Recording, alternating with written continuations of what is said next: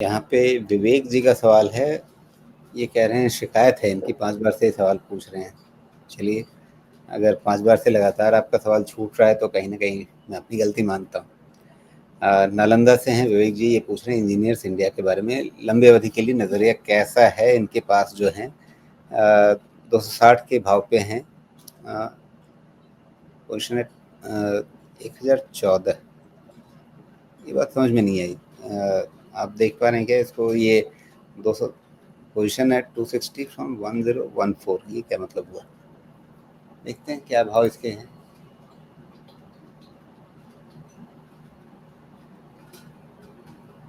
Engineers India, ये अभी तो ये चल रहा है 235 पे।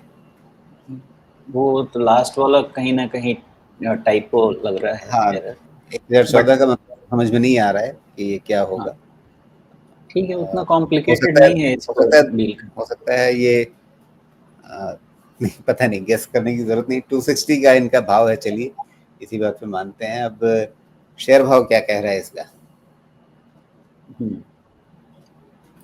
हाँ, 260 पे अगर आपने लिया हुआ है तो अच्छा 260 ठीक है। देखिए, वैल्यूएशन स्टैंड पॉइंट से अगर इंजीनियर्स इंडिया को देखा जाए तो ऑलमोस्ट नॉर्मलाइज्ड है, नॉर्मल वैल्यूएशन के हिसाब से। यहाँ से करीब 23 टाइम्स पे है। तो ग्रोथ कैसा है?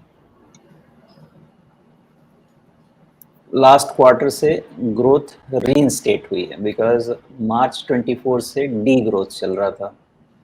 अब लास्ट क्वार्टर से ग्रोथ रीइंस्टेट हुई है। अगर ये रीइंस्टेट हुई है तो अगर एक आधा क्वार्टर और कंटिन्यू होता है तो इसके पैटर्न्स ऐसे बन चुके हैं कि मार्केट इसको रीड ये कर रहा है कि यहाँ से ग्रोथ सस्टेन होगी।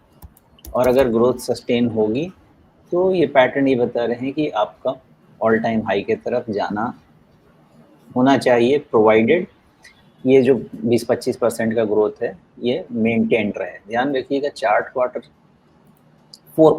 क्वार्टर के बाद ये जो ग्रोथ है वो मॉडरेट हो जाएगा, बिकॉज अभी आपका नेगेटिव ग्रोथ था और वहाँ से बेस लेके आपका ग्रोथ बन रहा है, लेकिन उसके बाद मॉडरेट हो जाएगा। अभी इस तरह के रिजल्ट्स में एज लॉन्ग एज 230 के नीचे ये क्लोज नहीं होता है, अभी भी इनके पैटर्न टॉपिश नहीं लगते हैं। 230 के नीचे टॉपिश हो जाएगा। क्यों हो जाएगा? बिकॉज इसने हायर हाई तो बनाया है, लेकिन वो एक्सटेंडेड हायर हाई है इन माय ओपिनियन। और वो एक्सटेंडेड हायर हाई आपके टॉपिश पोजीशन या राउंडिंग टॉप में 230 के नीचे कन्वर्ट होने के चांसेस रहेंगे। बट वो इसके जो इसका ट्रेंड लॉन्ग टर्म का ट्रिगर हुआ है उसको डीस्टेबलाइज नहीं करता है। ओवरऑल इसकी मूवमेंट जो है 150 से कंटिन्यूअस है 255 की तरफ। तो कहीं ना कहीं एक लंबा करेक्शन तो ड्यू है। लंबा करेक्शन कितना होगा? आज का डेटा तो यही कहता है कि 215.10 के नीचे इसका करेक्शन नहीं होना चाहिए। आज का डेटा ये कहता है मैक्सिमम उतना ही करेक्शन लगता है। और ये लो, हाँ 200 ठीक है। ब्रेकआउट पॉइंट क्या है? करीब करीब 208 का है। 208 का अगर ब्रेकआउट पॉइंट है तो समझे कि 210 के नीचे तो इसको नहीं जाना चाहिए, मेरा ऐसा अंदाज़ा रहेगा। या जाएगा भी तो सस्टेन नहीं करना चाहिए, मेरा ऐसा अंदाज़ा रहेगा। बाकी इंटरमीडिएट करेक्शन हो सकता है क्या? वो हो सकता है। क्यों हो सकता है? बिकॉज इसमें एक प्रॉफिट बुकिंग पैटर्न बन चुका है। अभी थोड़ी देर पहले आप लोग आरएसआई समझ चुके हैं और इसमें भी आप देख सकते हैं, शायद अगर वो पढ़ना चाहे कोई तो 50 के नीचे जा तो रहा है आरएसआई, 45 के नीचे गया तो वीकनेस बढ़ेगी और उसके बाद फिर आपको देखना होगा कि 230 के नीचे क्लोज ना हो। ये दोनों को मैच कर सकते हैं, 230 के नीचे का क्लोज और मे भी आज मैंने भी आरएसआई पढ़ लिया आपके साथ तो मैं भी देख ही लेता हूँ कि 45 के नीचे वो भी चला जाए।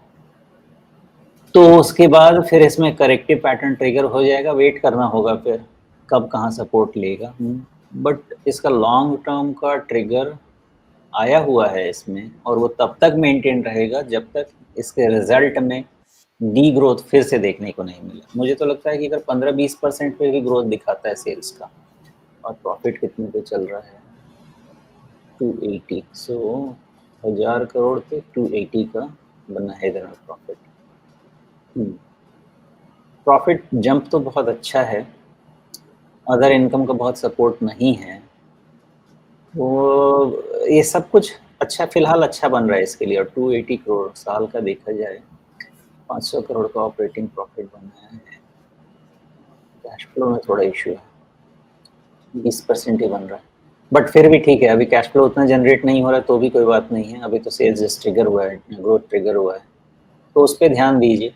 आई थिंक एक तो 230 पे ध्यान दीजिए शॉर्ट टर्म के लिए, और बाकी लॉन्ग टर्म का क्वार्टरली रिजल्ट पे ध्यान दीजिए। जी।